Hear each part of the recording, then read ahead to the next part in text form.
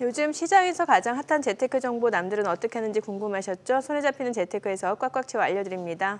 네, 오늘은 하나증권 강남파이낸스의 이종훈 차장님 전화 연결돼 있습니다. 안녕하세요, 차장님. 안녕하세요. 네, 안녕하십니까. 네, 오늘 어떤 재테크 소식인가요? 네, 앞으로 공모펀드도 거래소를 통해서 쉽게 사고 팔 수 있게 됐습니다. 국내 일반 공모펀드 시장이 투자자들의 외면을 받고 있다는 지적에 이 금융위원회가 시장 활성화를 위해 내놓은 조처인데요.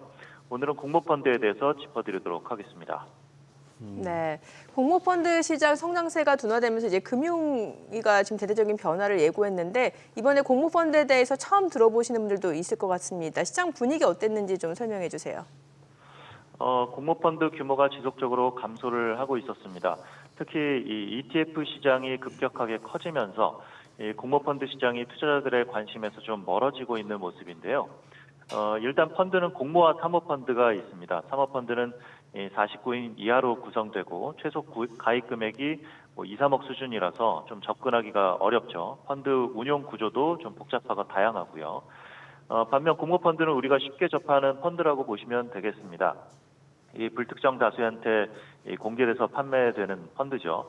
과거에는 이 코리아 펀드, 차이나 펀드 같은 이 지역을 특정해서 하거나 아니면 이 한국밸류 10년 투자, 메리츠 코리아 펀드 등 이 스타 펀드 매니저들이 운용했던 이 브랜드 펀드들이 이 인기를 끌기도 했습니다.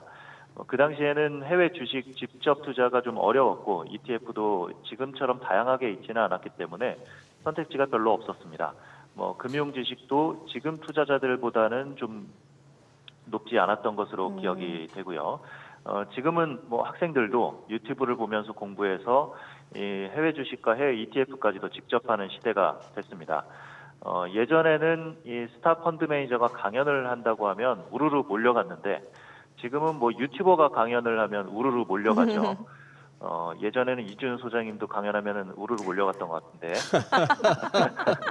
네, 세상 참 많이 바뀌었습니다. 네.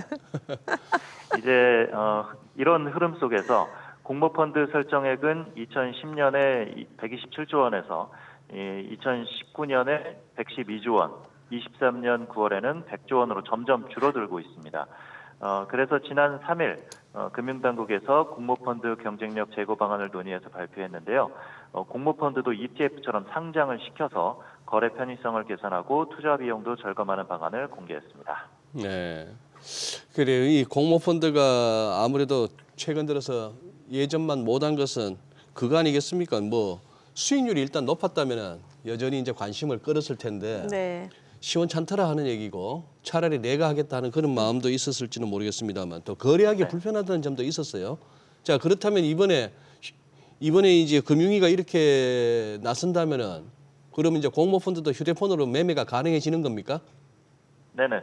사실 지금도 스마트폰으로 펀드 매매가 가능합니다. 네. 펀드로 안 되는 게 없죠. 그렇죠. 그런데 이제 주식하는 주식 매수 메뉴하고 좀 펀드 매수하는 거하고 좀 메뉴가 분류돼서 다르게 돼 있습니다. 좀 찾아 들어가야 되죠. 네네.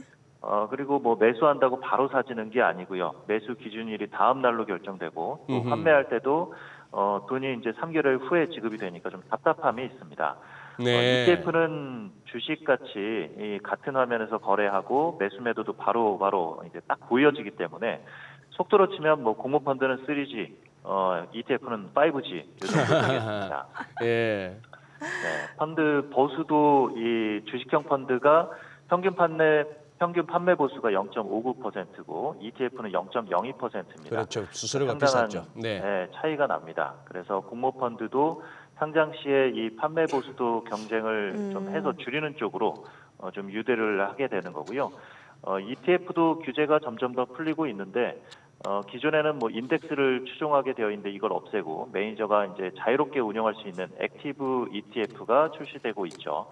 그리고 또 독창성이 있는 ETF나 또 ETN이 상장되면 6개월간 이 비슷한 상품 출시를 막는 신상품 보호 제도가 운영이 됩니다. 좀 주목해 볼 만한 그 제도 같은데 그야말로 이제 운용사와 펀드 매니저의 무한 경쟁 시대가 오고 있는 것입니다. 네. 또 기존에는 이제 판매회사가 펀드 재산에서 일률적으로 판매 보수를 받아왔는데 앞으로는 이제 공모펀드 판매 보수를 투자자한테 직접 받는다면서요? 예, 사실 이건 펀드 판매 보수를 내리도록 경쟁시키려고 하긴 한 건데 네. 약간 펀드를 기피하게 만들 수도 있는 요인이기도 합니다. 왜냐하면 이 판매 보수를 직접 수취한다는 게 펀드 가입하면서 수수료를 따로 내야 한다는 건데 지금까지는 이제 납입 금액에서 알아서 이제 차감해서 가져갔거든요. 그러니까 투자자들이 수수료를 체감을 기존에 잘 못했는데 이제 수수료를 따로 내게 돼서 10만 원이든 만 원이든 뭐 가입하면서 내가 돈을 더 내면 상당히 아깝거든요. 네. 주차비 5천 원도 아까워하는데 이 ETF나 이 주식을 사면서 수수료를 따로 내지 않잖아요. 네네. 알아서 빠져나가고 예수금으로 들어오니까요.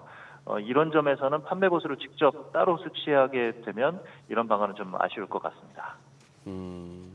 근데 차장님 설명을 듣다 보니까 또 이런 생각이 듭니다. 뭐 우리나라 증시가 개인 투자자가 급격하게 늘기도 했고 최근 팬데믹 이후에 많이 달라진 것 중에 하나가 단타가 엄청나게 늘었습니다. 네. 근데 지금 이 공모 펀드도 이런 식으로 제도 개선이 되면은 이거 진짜 소위 말하는 그 단타가 또 단타를 갖다가 한번 부추길 만한 제도 개선 같은데 어떻게 보십니까? 네, 맞습니다. 이 펀드 거래가 쉬워지면 기존보다는 당연히 투자 기간이 좀 짧아질 겁니다. 근데 오른다고 몰려갔다가 고점에서 물리는 그런 상황도 발생할 것이라고 이제 우려를 하고 있는데요.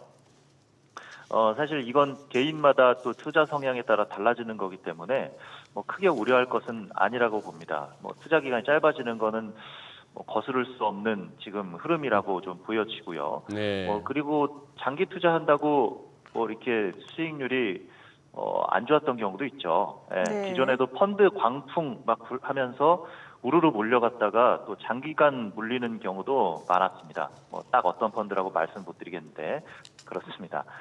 단기와 장기의 문제가 아니라 오히려 이제 금융 지식이 늘어난 지금은 좀 접근성을 편하게 만들어주는 방향이 네. 투자자들에게 더 도움이 될 것으로 보입니다. 네. 네, 오늘 또 공모 펀드에 대해서 알아봤습니다. 내용 잘 들었습니다. 고맙습니다. 네, 감사합니다.